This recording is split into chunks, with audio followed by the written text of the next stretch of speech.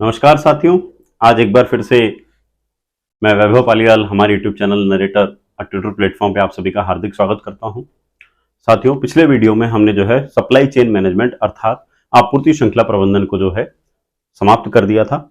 आज जो है मैं नया टॉपिक प्रचालन तंत्र या हम जिसको लॉजिस्टिक्स भी कहते हैं उसकी चर्चा प्रारंभ करने वाला हूं। प्रचालन या जिसको क्या बोल देते हैं, लॉजिस्टिक्स बोल देते हैं। ठीक है, तो आइए जान लेते हैं प्रचालन क्या होता है। साथियों, जब हमने सप्लाई चेन मैनेजमेंट पढ़ा था तो सप्लाई चेन मैनेजमेंट के अंदर जो है हमने इस वर्ड को पढ़ा था, प्रचालन अर्थात लॉजिस्टिक्स।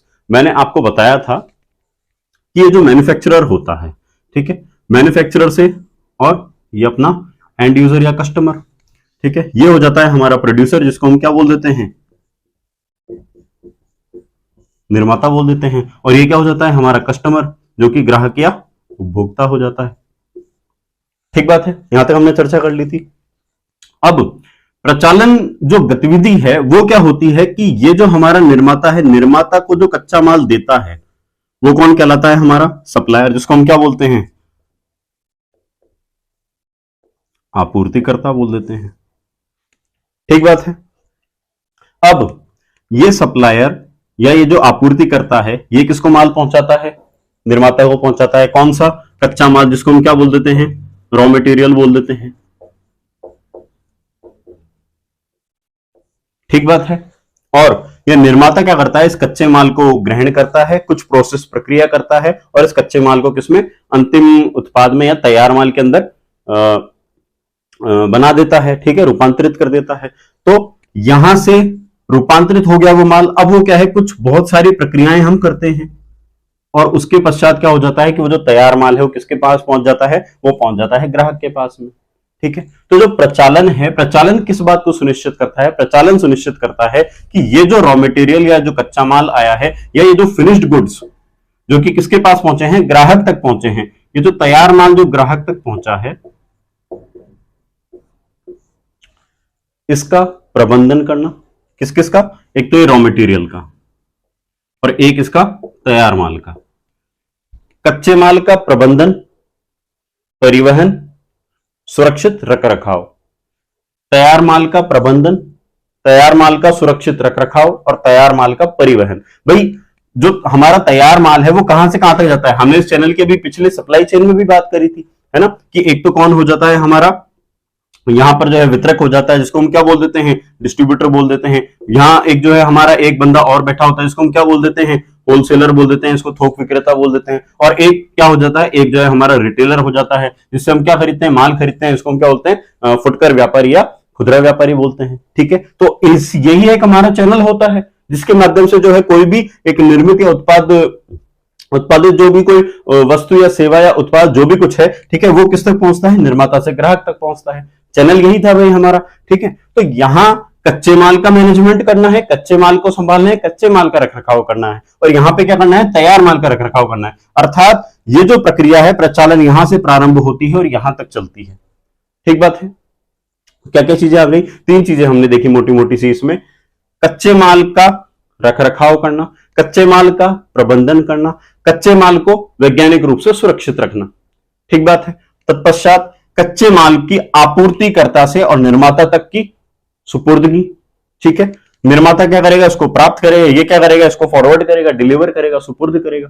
इस तरीके से निर्माता क्या करेगा, फिनिश्ड गुड्स को बनाएगा और बना करके किसको फॉरवर्ड करेगा, किसको सुपुर्द करेगा, तो ये आगे डिस्ट्रीब्यूटर को करेगा, वो होलसेलर को करेगा, वो रिटेलर को करेगा, रिटेलर ग्राहक को करेगा। ठीक बात है। तो यहां तक तो क्या हो जाती है, मोटी मोटी सी प्रचालन की बात। अब इसका मतलब मैं प्रचालन के लिए एक सिंगल लाइन में अगर कोई मेरे से पूछे तो मैं कह सकता हूं कि वस्तु या सेवा का उत्पादन करना, तत्पश्चात उसे एक उचित समय पर, उचित स्थान पर, उचित मात्रा में वितरण कर देने की प्रक्रिया ही जो है वो क्या कहलाती है, प्रचालन कहलाती है।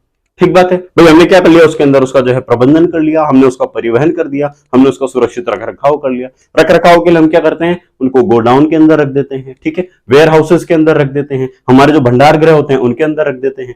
ठीक बात है, यहां तक बातचीत हमारी जो है मेरे हिसाब से क्लियरली समझ में आ गई आप लोगों के, है ना। अब प्रचालन हम करते क्यों है, प्रचालन का एक्चुअल उद्देश्य क्या होता है? तो साथियों प्रचालन का उद्देश्य यह होता है कि जो हमारे ग्राहक होते हैं उन्हें बहुत ही अफोर्डेबल प्राइसेस पे, है ना, बहुत ही ज्यादा जो उनको किफायती दरें होती हैं उन पे जो है हमारा माल उपलब्ध हो सके, और वो जो है एक संतुष्ट ग्राहक बनकर के कंपनी के जो है वो वफादार ग्राहक बनकर के रहें। ठीक बात है, ये हमारा जो है उसके लिए उद्देश्य हो जाता है। ठीक है, अब देखिए आप, तो अब अपन क्या कर लेते हैं, प्रचालन तंत्र के अंदर कौन कौन सी खास विशेषताएं होती हैं उन विशेषताओं की बात कर लेते हैं।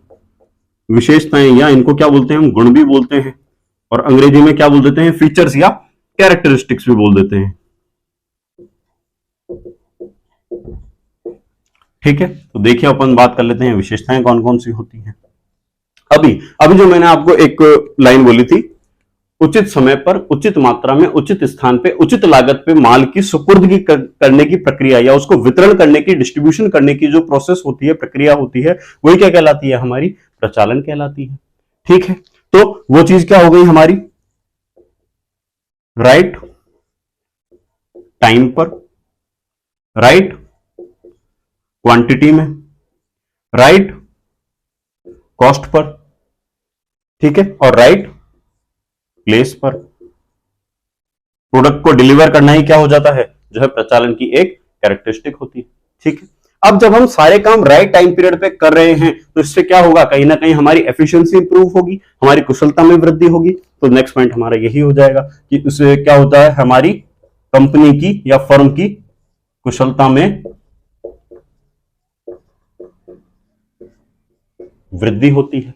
ठीक है, अब हम कोई भी काम जो है निरंतर करते जा रहे हैं, करते जा रहे हैं, करते जा रहे हैं, उससे हमारे अंदर क्या आ रही है, कुशलता आ रही है। ठीक है, अब इन द एंड हमें करना तो क्या है कि हमारे ग्राहक के लिए जो है ग्राहकोन्मुखी होकर हमें जो है काम करना है, कस्टमर ओरिएंटेड होकर हमें काम करना है। ठीक है, तो अब कुशलता जब हमें प्राप्त होती चली जा रही है, तो हमारी कुशलता में निरंतर वृद्धि होती जा रही है, तो क्यों ना हम जो है हमारे ग्राहकों को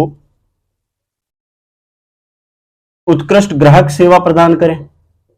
तो ये जो है किस चीज को सुनिश्चित करती है, जो आपकी उत्कृष्ट ग्राहक सेवाएं होती हैं, अर्थात जो एक्सीलेंट कस्टमर सर्विसेज होती हैं, उसको सुनिश्चित करता है। ठीक है, अब देखिए आप, तीन चीजें हमने क्या क्या देख ली कि जो है राइट टाइम पे, राइट क्वांटिटी में, राइट कॉस्ट और राइट प्लेस पे जो है कोई भी प्रोडक्ट पहुंच जाए, उसके वितरण को सुनिश्चित करता है। दूसरी चीज हमने क्या देखी कि जब हम ये सब कुछ करने लग गए तो कहीं ना कहीं हमारी कुशलता में वृद्धि होगी। अब कुशलता में वृद्धि हो रही तो वो किस चीज को सुनिश्चित करती है, वो सुनिश्चित करती है कि जो है उत्कृष्ट ग्राहक सेवाएं प्रदान करी जाए। ठीक है, अब जब ग्राहक हमारे ग्राहक को हम जो है हमारी बेस्ट सर्विसेज प्रोवाइड करवाएंगे, वो भी उनकी अफोर्डेबल प्राइस पे, प्राइस उनकी होगी लेकिन क्वालिटी सर्विसेज हम डिलीवर करेंगे। ठीक है, तो ऐसे में क्या होगा, कस्टमर और फर्म के बीच में मधुर संबंधों का विकास होगा। ठीक है, मधुर संबंध मतलब कि जब कभी कोई पैनिक वाली सिचुएशन भी होगी तो कस्टमर की तरफ से वो रिएक्शन नहीं आएगा जो कि आम जनरली जो है हमें देखने को एक अग्रेसिव कस्टमर हो जाता है, बिहेवियर हो जाता है कि नहीं अब देखना मैं तो जो है कंज्यूमर कोर्ट जा रहा हूं, और इस तरीके कस्टमर को अगर समझाया जाता है तो समझता है कि हाँ ठीक है यार, एक्चुअल में ये प्रॉब्लम हो सकता है, एक्चुअल में हो ही सही, है ना। तो जो है ऐसे में क्या होता है, मधुर संबंध हो जाता है, और मधुर संबंध जब होने लग गए, आपका कस्टमर आपसे 100% जो है सेटिस्फाइड है, ठीक है, तो वो क्या करेगा, कहीं ना कहीं जो है आपके प्रोडक्ट को प्रमोट करना चालू करेगा, वो जो है उसकी क्या करेगा, माउथ पब्लिसिटी करना स्टार्ट करेगा। माउथ पब्लिसिटी करेगा, उससे क्या होगा, कहीं ना कहीं हमारी जो है कंपनी के, हमारे जो उत्पाद है, हमारी जो सेवाएं हैं, उनकी जो है कहीं ना कहीं प्रमोशन होगा, उनका जो है विक्रय संवर्धन होगा। तो ये चीज किस चीज में भी हेल्प करती है, अप्रत्यक्ष रूप से विक्रय संवर्धन में भी वृद्धि करती है ना। सेल्स जो प्रमोशन है हमारी, उसको भी क्या करती है, बूस्ट करने का काम करती है। ठीक बात है, उम्मीद है समझ में आया होगा। तो जो है सारी विशेषताएं देखिए मैंने आपको जो है एक दूसरे से लिंक करते हुए समझा दी है, सो दैट कि आपको समझने में भी आसानी रहे, और जो है लॉन्ग टर्म या लॉन्ग टर्म के लिए आप जो इसको मेमोराइज भी कर सकें, याद भी कर सकें। ठीक है, देखिए अब अपन क्या कर लेते हैं, लॉजिस्टिक्स के टाइप्स देख लेते हैं कि लॉजिस्टिक या जो प्रचालन होता है इसके जो है कौन कौन से टाइप्स होते हैं। चलिए पहले इसके तत्व देख लेते हैं अपन, है ना, इसके तत्व कौन कौन से होते हैं। देखिए सप्लाई चेन मैनेजमेंट का प्रचालन एक तत्व है। अब प्रचालन के कौन कौन से तत्व हैं उनको देख लेते हैं अपन। ठीक है, तत्व या बोल लीजिए आप कंपोनेंट्स।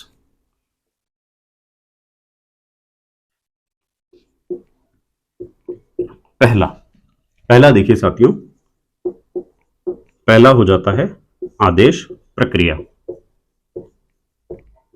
आदेश को हम बोलते हैं ऑर्डर, प्रक्रिया को बोल देते हैं प्रोसेस। ठीक है, सिंपल सा है। देखिए आदेश प्रक्रिया क्या होती है, जब भी कभी कोई कस्टमर किसी भी उत्पाद को प्राप्त करने के लिए आदेश देता है, ठीक है, आदेश दे रहा है मतलब कि वो क्या कर रहा है, ऑर्डर दे रहा है। एक तरीके से अपन सिंपल लोकल लैंग्वेज में बात करते हैं, सरल शब्दों में, सहज शब्दों में बात करते हैं।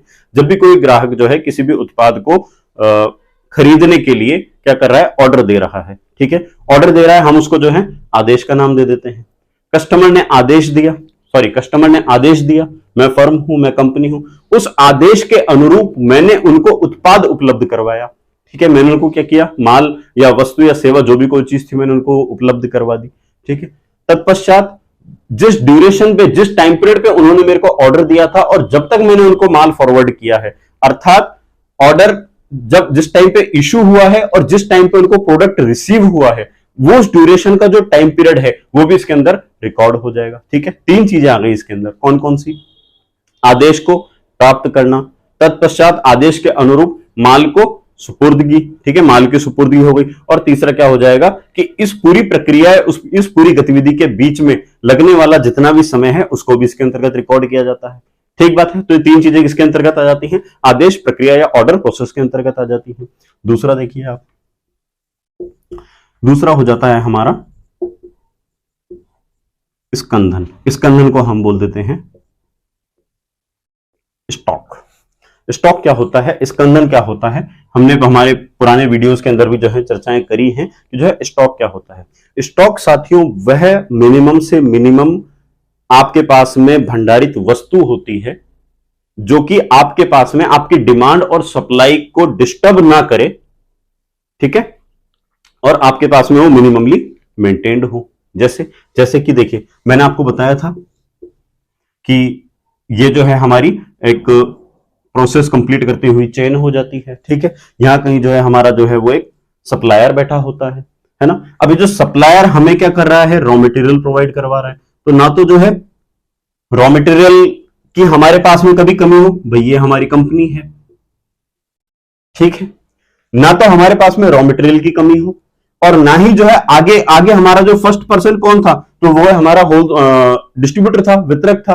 तो अगर इधर से मांग आ जाए किसकी, डिस्ट्रीब्यूटर की, और इधर से जो है रॉ मटेरियल की मान के चलिए शॉर्टेज आ जाती है ना, सप्लाई इसकी कम हो रही है और इधर इसकी डिमांड ज्यादा बढ़ रही है, उन दोनों परिस्थितियों के अंदर भी संतुलन बना रहे, तालमेल बना रहे, उसके लिए क्या करते हैं हम, जो है मिनिमम एक क्राइटेरिया फिक्स करते हैं कि इतना तो जो है एक्चुअल में हमारे पास में स्टॉक मेंटेन रहना चाहिए।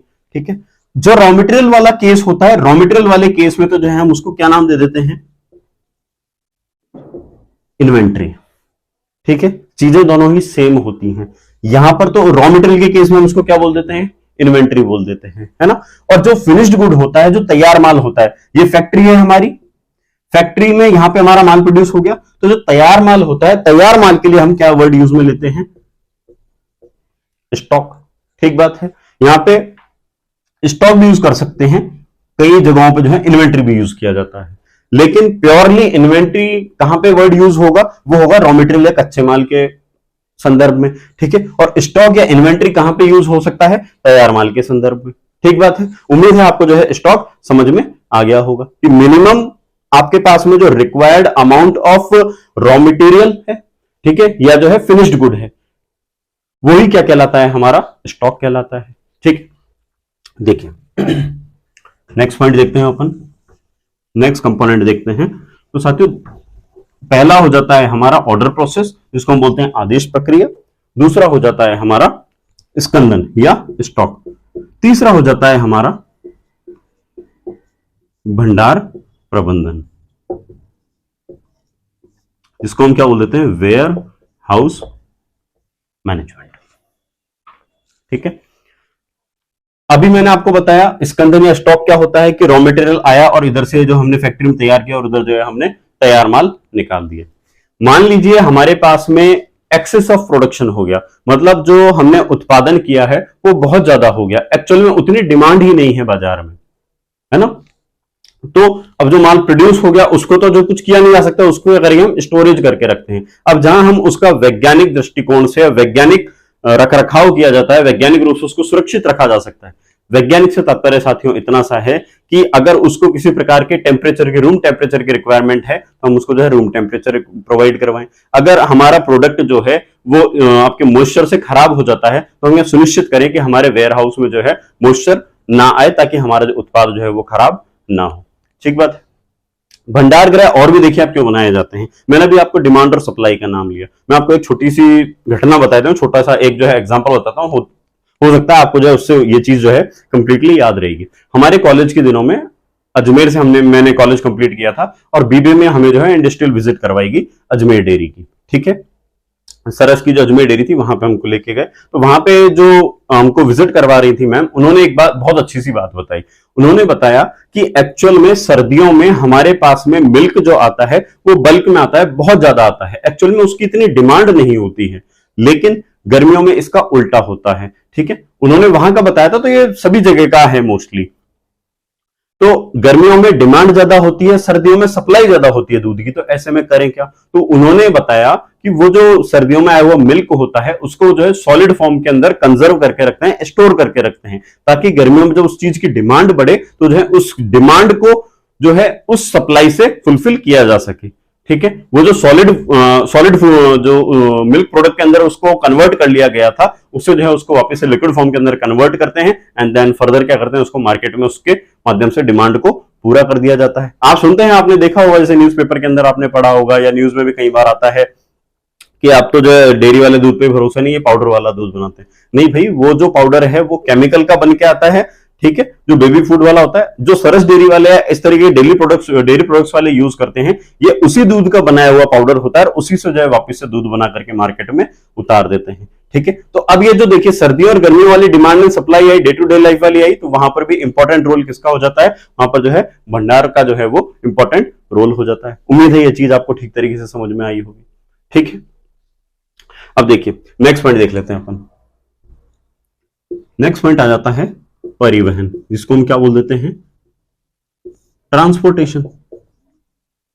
भाई जो तैयार माल रखा हुआ है उसकी जहां पे जितनी मांग है उसको वहां पर पहुंचाया जाए, सुनिश्चित किया जाए, है ना, कि उसके वितरण को सुनिश्चित किया जाए, यही क्या चीज हो जाती है, परिवहन हो जाता है। ठीक है, नेक्स्ट पॉइंट देखिए आप। नेक्स्ट पॉइंट पांचवा हो जाता है अपना पैकेजिंग। पैकेजिंग की चर्चा जो है, मैं मार्केटिंग मिक्स का जब मैंने आपको प्रोडक्ट पढ़ाया था तो उसमें हमने बीपीएल, ब्रांडिंग, पैकेजिंग, लेबलिंग पढ़ी थी। वहां पे जो है पैकेजिंग को हमने बहुत ज्यादा विस्तार से पढ़ लिया था। तो यहाँ पे जो सिंपल शब्दों में केवल वही बात कहना चाहूंगा कि आपका उत्पाद सुरक्षित रह सके, आपके उत्पाद को आपको कितना दूर पहुंचाना है, ठीक है, आपके प्रोडक्ट के नेचर के अकॉर्डिंग, उसकी प्रकृति के अकॉर्डिंग किस प्रकार की पैकेजिंग रिक्वायर्ड है, उस प्रकार की पैकेजिंग उसको प्रोवाइड करवाना। ठीक बात है, प्राइमरी, सेकेंडरी, टर्शियरी, हमने जो इस तरीके से 3 तरह की जो है पैकेजिंग लेवल्स की बात करी थी, वही चीज जो है यहाँ पे रिपीट हो जाएगी। ठीक बात है। नेक्स्ट देखिए आप, लास्ट जो कंपोनेंट हो जाता है वो हो जाता है हमारा सूचना प्रबंधन। प्रति इकाई आपके प्रचालन तंत्र के अंतर्गत आने वाली जितनी सूचनाएं होंगी, ठीक है, उत्पाद संबंधी हो सकती है, रॉ मटेरियल संबंधी हो सकती है, कितना कच्चा माल आ चुका है, कितना कच्चा माल आने वाला है, पर डे की रिक्वायरमेंट हमारी कितनी है, वो फुलफिल हो पा रही है या नहीं। ठीक है, तो वो जो चीज होती है वो सारी की सारी जो है इंफॉर्मेशन मैनेजमेंट के अंतर्गत आ जाती है ना। वही जो है कौन कौन से जो ट्रक वाले ड्राइवर्स हैं या ठेकेदार हैं जिनके साथ में हमारी लेन देन चल रही है, कितना पेमेंट कर दिया है, कितना जो है मार्केट से अभी आने वाला है, वो सारी तरह की जो सूचनाएं होती हैं वो किसके अंतर्गत आ जाती हैं, सूचना प्रबंधन के अंतर्गत आ जाती है। ठीक बात है, उम्मीद है जो सारे के सारे एलिमेंट्स या जो कंपोनेंट्स हैं ये भी आपको ठीक तरीके से समझ में आ गए होंगे। अब देखिए अपन जो है 2 छोटे छोटे से टॉपिक और बचते हैं हमारे, उनको और फिनिश कर लेते हैं प्रचालन के अंतर्गत।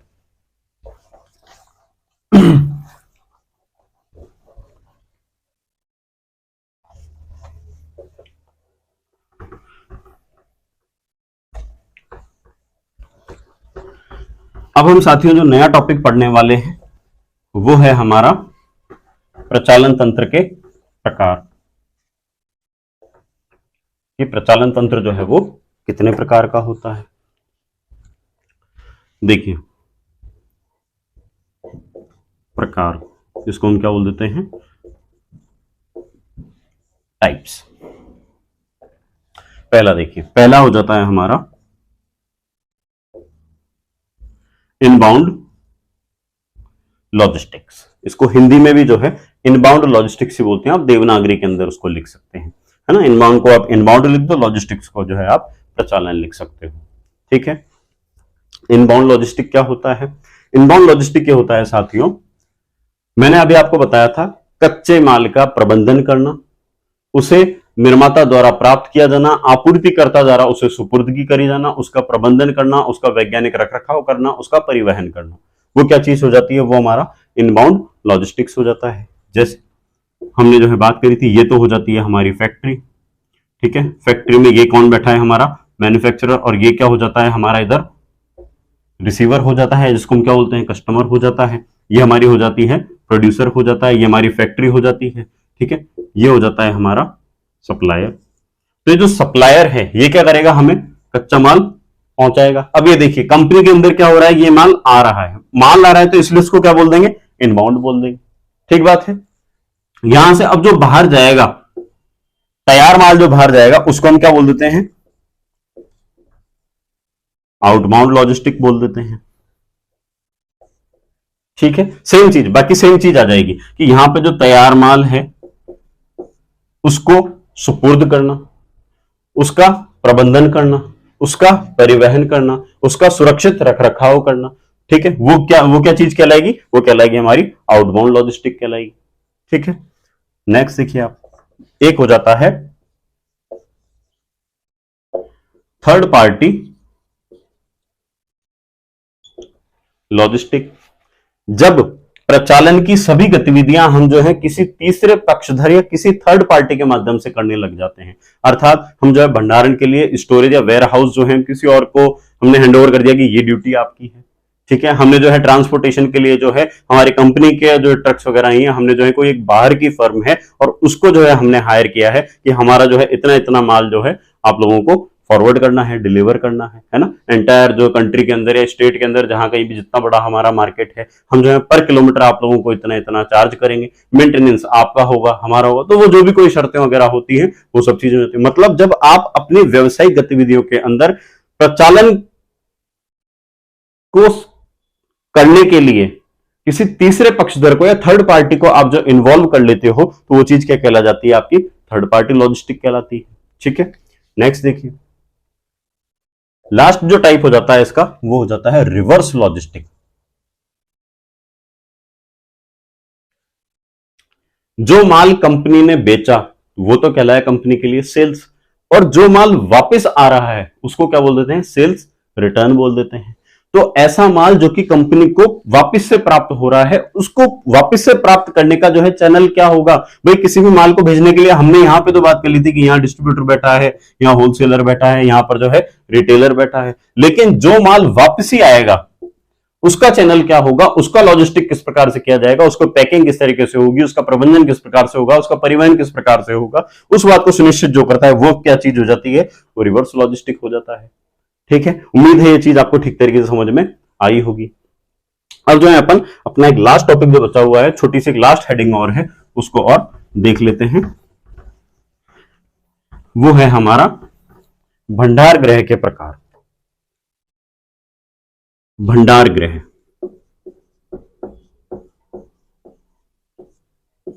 ठीक है, जिसको हम क्या बोल देते हैं, वेयर हाउस बोल देते हैं। तो साथियों देखिए, जो वेयर हाउस हैं ये एक्चुअल में तीन प्रकार के होते हैं। पहला एक हो जाता है निजी, जिसका कि स्वामित्व और नियंत्रण किसके हाथों में हो, निजी व्यवसायिक संगठनों के हाथ में हो। जैसे हम जो है निजी भंडार गृह में किसका ले सकते हैं, जैसे आप जो है रिलायंस का ले लीजिए, आप जैसे जो है अडानी एनर्जीज का ले लीजिए,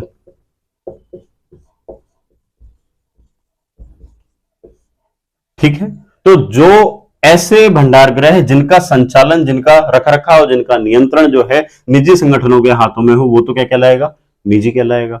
इस प्रकार से जिसका स्वामित्व और नियंत्रण किसके हाथ में हो, सरकार के हाथ में हो या सरकार की एजेंसियों के हाथ में हो, सरकार के विभागों या सरकार के प्रशासन के हाथ में हो, तो वो क्या कहला जाता है, हमारा जो है वो सरकारी भंडार गृह कहलाता है।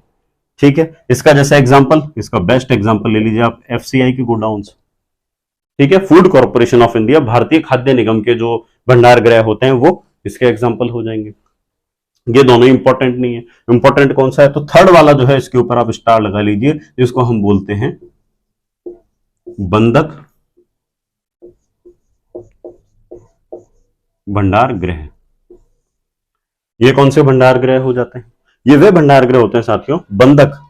बंधक मतलब कि जिसको कि आप बांध करके रखें। बांध करके क्यों रखें, क्योंकि जो इसकी कुछ गलतियां होंगी। गलतियां क्या हैं वो देखिए आप। बंधक भंडार गृह क्या हो जाते हैं, आपने नाम सुना होगा, मूवीज के अंदर देखा होगा या अखबार के अंदर आपने कहीं पे पढ़ा होगा कि जो है फला फला माल जो है वो बिना सरकार को आयात शुल्क का भुगतान किए भारत में आ गया। ऐसा कोई उत्पाद या सेवा जिसका जो है भुगतान, जिसके कर का भुगतान जो है भारत सरकार को नहीं किया गया है, तो ऐसे माल को भारत सरकार जब्त करके और जिन गोडाउन्स के अंदर रख देती है उनको हम क्या नाम दे देते हैं, बंधक भंडार गृह का नाम दे देते हैं। ठीक है, अब विदेशों को भारत से जोड़ने वाले दो मुख्यतः संचार आपके जो है परिवहन के साधन है। ठीक है, तो वो कौन कौन से हो जाते हैं, एक तो हो जाता है हमारा हवाई अड्डा, हवाई मार्ग। तो ये कहां कहां पर बनाए जाते हैं, एक तो जो है हवाई अड्डों पर, जिनको हम क्या बोल देते हैं, एयरपोर्ट्स बोल देते हैं। ठीक है, इनका जो संचालन है वो किसके पास में होता है, एयरपोर्ट अथॉरिटी के पास में होता है। ठीक है, तो इनकी जिम्मेदारी किसके पास में होती है, हवाई अड्डों के पास में होती है ना, जो एयरपोर्ट की जो अथॉरिटीज है उनके पास में होती है। तो एक तो हो जाता है हमारा एयरवेज और दूसरा हो जाता है सी रूट्स। ठीक है, जो समुद्री मार्ग बोलते हैं। तो दूसरे जो है ये कहां पर बनाए जाते हैं, वो बनाए जाते हैं बंदरगाहों पर, जिनको हम क्या बोल देते हैं, डॉकयार्ड्स बोल देते हैं। ठीक बात है, समझ में आ रहा है आपको। तो साथियों भंडार गृह जो है तीन प्रकार के होते हैं। निजी होते हैं जिनका स्वामित्व और दायित्व जो है किनके पास में होता है, निजी संस्थाओं के पास में होता है, सरकार के पास में होता है, उसको हम सरकारी बोल देते हैं। और बंधक भंडार गृह वो होते हैं जिनमें जो ऐसी माल और सेवाएं जिनका की जो है आयात शुल्क का भुगतान यदि सरकार को नहीं किया गया है, या चोरी छुपे या ऐसी चीज जो कि जो है भारत में प्रतिबंधित है, जिसको कि भारत में जबरन लाया जा रहा है ना, ऐसे माल को जब्त करके कहां रखा जाता है, बंधक भंडार गृहों में रखा जाता है। मोस्टली कहां होते हैं, हवाई अड्डे और बंदरगाहों में होते हैं। ठीक है, और इनकी अथॉरिटीज जो है इनको रेस्पेक्टिवली गवर्न करती हैं। ठीक है, उम्मीद है यहां तक जो है ये चीज आपको ठीक तरीके से समझ में आई होगी। अब मैं जो है आपको एक छोटा सा क्वेश्चन यहाँ पे देने वाला हूं। तो क्वेश्चन है साथियों कि सप्लाई चेन मैनेजमेंट और प्रचालन तंत्र, आपूर्ति श्रृंखला प्रबंधन और प्रचालन तंत्र के मध्य अंतर बताइए। ठीक है, तो ये क्वेश्चन है, मेरे को उम्मीद रहेगी आप लोग जो है इसके आंसर को लिख करके हमारे कमेंट सेक्शन में जरूर लिखेंगे। तो साथियों इसी के साथ जो है हमारा प्रचालन तंत्र जो है यहां पर समाप्त हो जाता है। इसी के साथ मैं और हमारी जो नरेटर की टीम है आप सभी को जो है दीपावली की हार्दिक शुभकामनाएं देती हैं। Have a very happy and safe Deepavali. Thanks to you all.